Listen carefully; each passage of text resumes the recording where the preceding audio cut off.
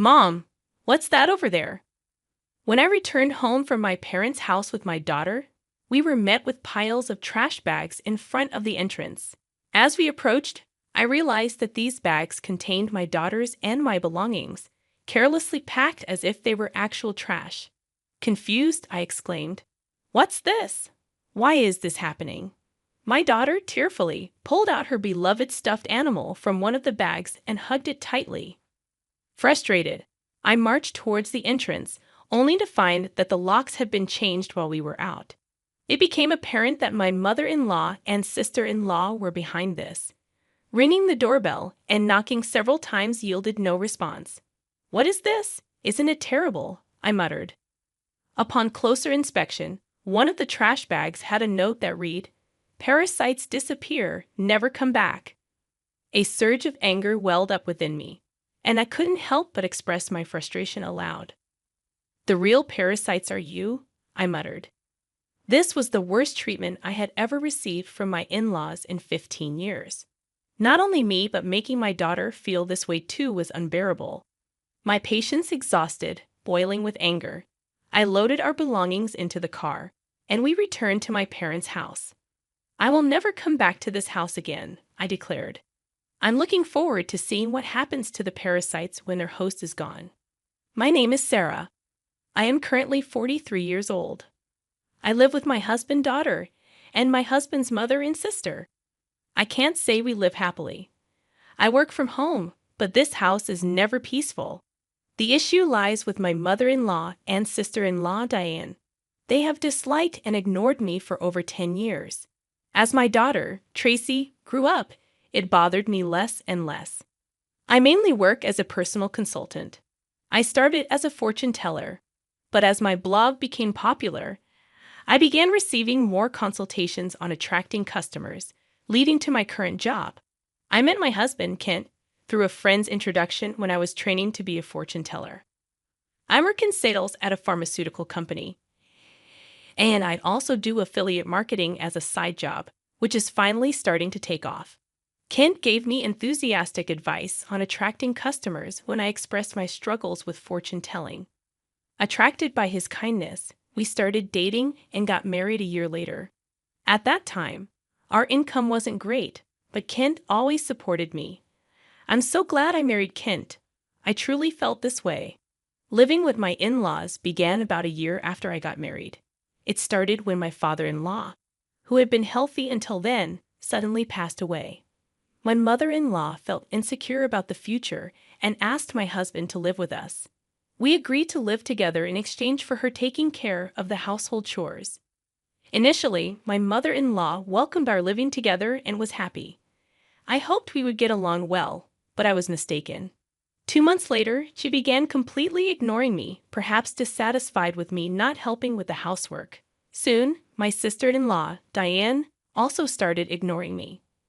I didn't mind being ignored, but the challenging aspect with my mother-in-law was her tendency to involve others. Not only did Diane, my sister-in-law, hear about it, but even neighbors and relatives were informed that my daughter-in-law stays at home, but says she's working, leaving all the housework to me. If I say even a little, she talks back 100-fold, so I just ignore her. To make matters worse, my mother-in-law would suggest to others, "You better not talk to her too. It'll be troublesome." As a result, people around the in-laws' house began giving me only tepid responses to my greetings. I felt isolated, and it became very difficult. Despite my pleas to stop spreading strange rumors, my words were completely ignored. Although my mother-in-law's attitude softened slightly when my daughter Tracy was born 2 years after we started living together, her overall stance towards me hardly changed. However, she was very fond of Tracy, and having her help with household chores and child care was a huge relief as my work became busier. Around the same time, my husband Kent's side business started to struggle, and he seemed unable to adapt to changes in the affiliate marketing market. He approached me saying, "Sarah, can you increase your contribution to the monthly expenses a bit?" I agreed, expressing that my consultations were increasing, and the new methods I implemented were working well. Despite my willingness to collaborate on ways to boost his sales, Kent insisted on handling it independently, saying, "I think I'll try it on my own. I'm really sorry." From the beginning of our marriage, we had agreed that Kent would manage the household finances. Initially, my income was low, so he allowed me to contribute more when my sales increased. I transferred money to Kent based on my monthly earnings, and he provided a fixed amount for living expenses in cash. Initially, I could only contribute $100, but now I could transfer up to $1,000, though not every month. I could contribute more if I dipped into savings.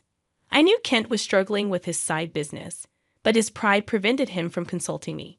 He began spending more time at cafes after work, returning home later and later. When Tracy was about 5, Diane got married and moved out. Since she lived nearby, she often brought her son Ricky to our house during the day. When Ricky turned 1, Diane expressed her intention to start a part-time job. My mother-in-law gladly offered to take care of him until the evening. Diane was appreciative, saying, "Thank you, I'm so happy." However, as my mother-in-law began caring for Ricky at home, she became very fond of her grandson and started being cold towards Tracy. When they fought, my mother-in-law would scold Tracy, comparing her unfavorably to Ricky. Over time, Tracy started playing near me and began to dislike my mother-in-law's behavior. I spoke up, saying, "Talk to your mother. Tracy and Ricky are both her grandchildren. She should treat them the same. Tracy is already a big sister in elementary school." However, my mother-in-law's focus shifted, and she approached me saying, "Things are tough at the company right now. We might not get bonuses, so could you contribute a bit more?"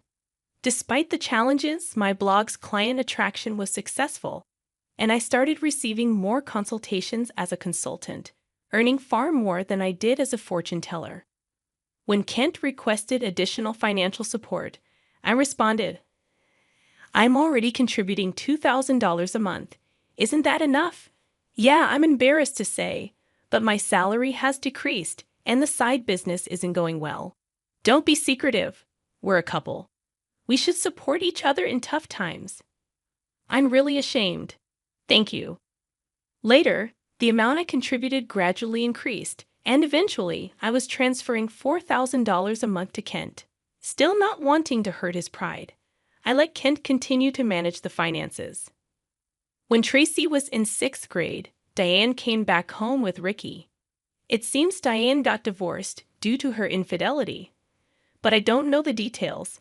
By this time, Tracy could help around the house, so household chores were divided among each family, being ignored by my mother-in-law, and Diane continued, but it no longer bothered me. It's unfortunate that I couldn't give Tracy her own room when she started middle school, as Diane's return meant we ran out of rooms. One night, while discussing which tutoring school Tracy should attend for middle school, Diane suddenly said, "Hey, tutoring is expensive. Why doesn't Tracy study by herself? Could you stop making such comments? I'm paying for the tutoring, so it's none of your business what Sarah's paying." "Impossible. You don't earn anything. Kent said he's supporting you. You're just a leech, aren't you? Ha ha, you married him because he has money, right?" "Exactly. Kent told me not to speak ill of Sarah, who can turn, but that's just shameless."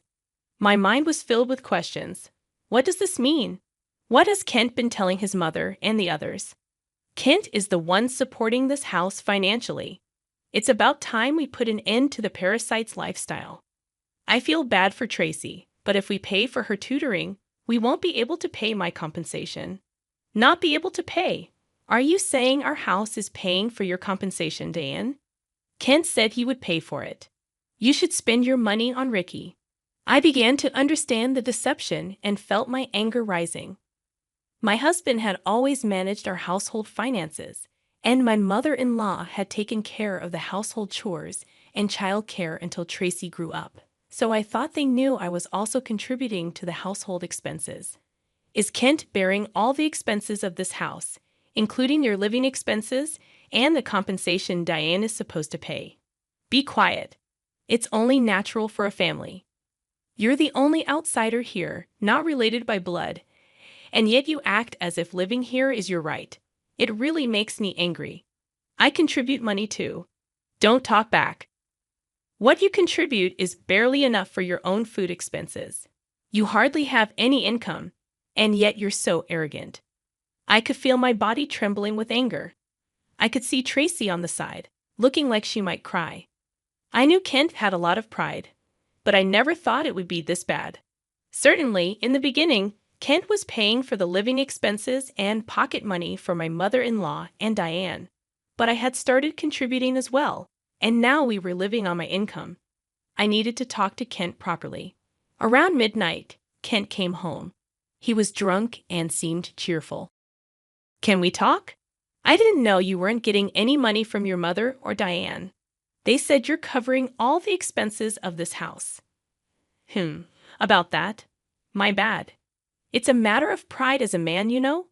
When we started living together, I was paying for everything. There wasn't a right moment to say you were also paying, and in front of the family, let me be the eldest son a little, please. Kent, with a light-hearted tone like in a comedy sketch, put his hands together. Oh, that's right. I'm going to Conan this Saturday. I'll be gone for a week. Take care? Conan? Why? I got invited to a seminar in Conan by a friend I'm doing a side business with. I'm going to make it a success, so cheer for me, Sarah. Well, I'm off to sleep. See you tomorrow.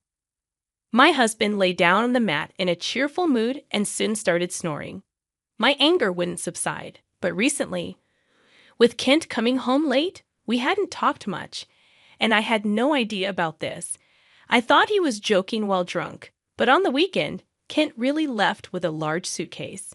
During Kent's absence, I had the freedom to use the car, so I decided to take Tracy back to my parents' house.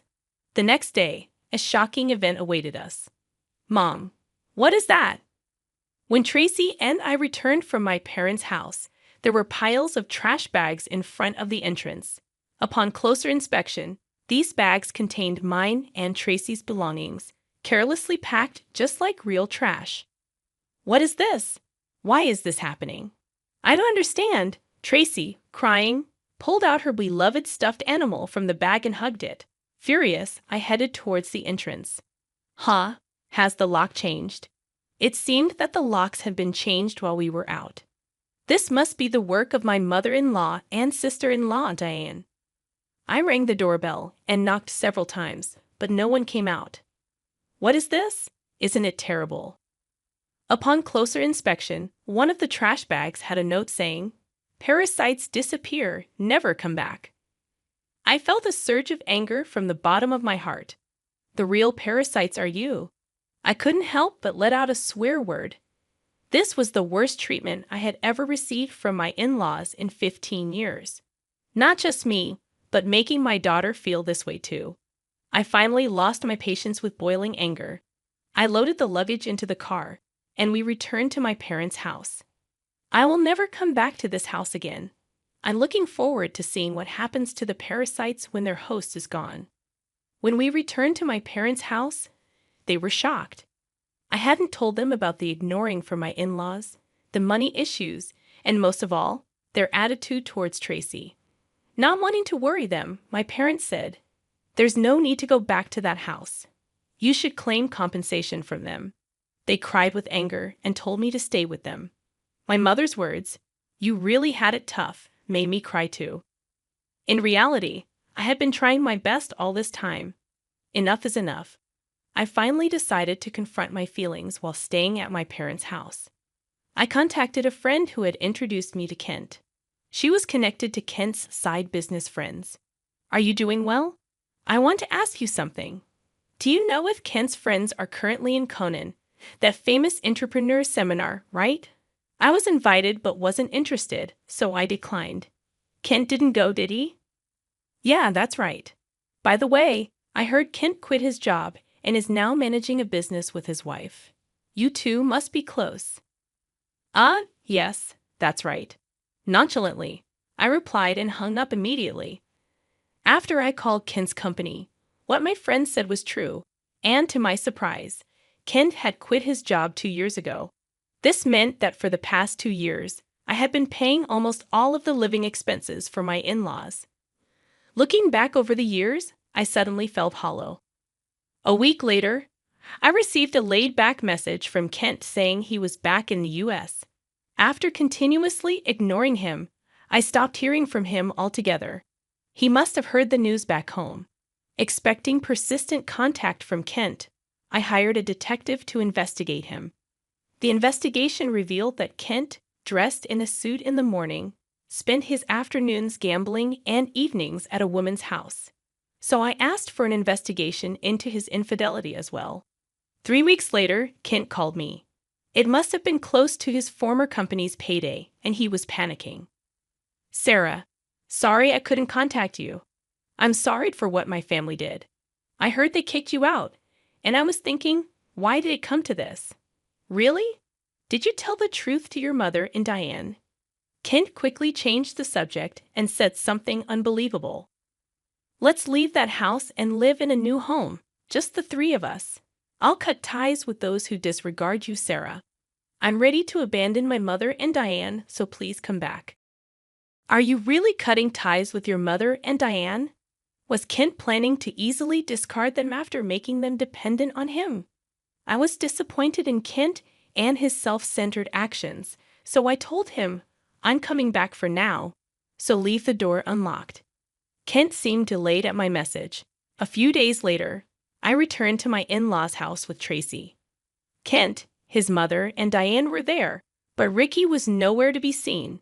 I was relieved that Ricky didn't have to witness the adults' ugly arguments. When Kent made some remarks, I ignored the displeased pair and took out a divorce form from my bag. I confronted the surprised Kent. I heard you quit your job without telling me. Since we're supposedly managing a business together, does that mean the $4,000 I've been transferring every month was actually your salary? Kent tried to excuse himself. No, that's not it. I told you the business was in trouble, right?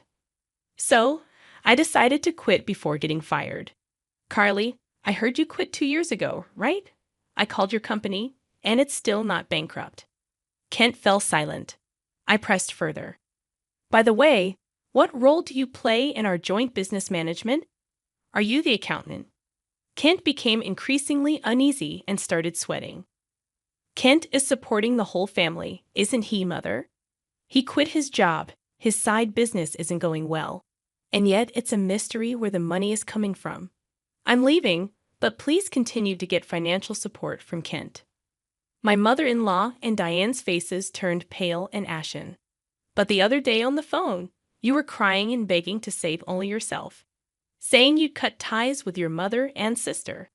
Haha, but that won't happen. I'm also discarding Kent here. What do you mean? I don't understand. Kent hasn't been going to work. That's a lie. He leaves in a suit, and Sarah was supporting the household. It's true. Sarah has been paying for everything for years. I'm unemployed now and not doing any side business. We're going to have a hard life because you guys kicked Sarah out. We could have had an easy life without working if you hadn't done anything unnecessary. What do you mean by that? You were planning to abandon us, weren't you? Kent's response ignited the fury of my mother-in-law and Diane. As the three of them caused a commotion, Tracy and I began to take action. I came to pick up some forgotten items. I took a cleaning robot bought within the last 6 months, an expensive microwave favored by my mother-in-law, and the beauty device Diane had gotten from Kent. Wait, that's mine. This is mine since I bought it with my money, or you can pay me back for it. Diane fell silent at my words. Then I searched for and gathered my belongings from their rooms. The belongings they had put out did not include my expensive brand bags and accessories. Why are you taking that too? This is mine. I ignored their complaints and sweet talk. Finally, I dropped a bombshell on Kent. Oh, I forgot. I plan to claim compensation from your mistress, Mary, too. Tell her it's no use running away. What? How do you know about her? I know you went to Conan with Mary recently. Good for you, right? Of course, I have all the evidence of the affair, so no escaping that. No way. You've been deceiving me and having fun for the past 2 years. I'll be claiming compensation for the affair, child support for Tracy, and oh, you were secretly paying Diane's compensation too. I'll be claiming that back as well. As I prepared to leave, my mother-in-law and Diane desperately tried to stop me. I was wrong, Sarah. I'm sorry. We just believed what Ken said. We can't live without you. We'll do anything. Please help us. I can't pay you back for the compensation. I'm sorry too. I apologize for everything. You'll forgive us, right? I couldn't help but laugh at their foolish faces. They finally realized who had been supporting their lifestyle, realizing too late that their non-blood related support was gone. Let's just ignore these people, Mom. Let's go home. Yes, that's right. Kent, you'll be hearing from the lawyer soon. Please take care of it. Leaving a dejected Kent behind, we returned home with the items we had collected. Later, my divorce with Kent was finalized, and I demanded compensation through a lawyer. I received numerous apologies and pleas for reconciliation from my mother-in-law and Diane, but I ignored them all. Surprisingly, there was still some inheritance left from Ken's father. The fact that they had been living off my money without using their own angered me again. However, the inheritance wasn't enough for the compensation, and ultimately, they had to sell the house to make a lump sum payment. Naturally, this included the compensation I had been paying for Diane. After selling the house, I don't know what became of Ken's family. I hope Ken can take care of his family, but ultimately, he will choose his path. I also claimed compensation from Kent's mistress, which led to an unexpected revelation. Through the lawyer, I informed her that Kent was unemployed, and I had been supporting the family. Kent had deceived her, claiming he was an entrepreneur with a successful business. In the end, they broke up after an argument. Tracy and I moved to an apartment, and I was able to give her the room she had longed for. I don't think my 15 years were wasted, but sometimes I wonder if I should have made a decision when I started being ignored. Now, I feel happy that my home is a peaceful place.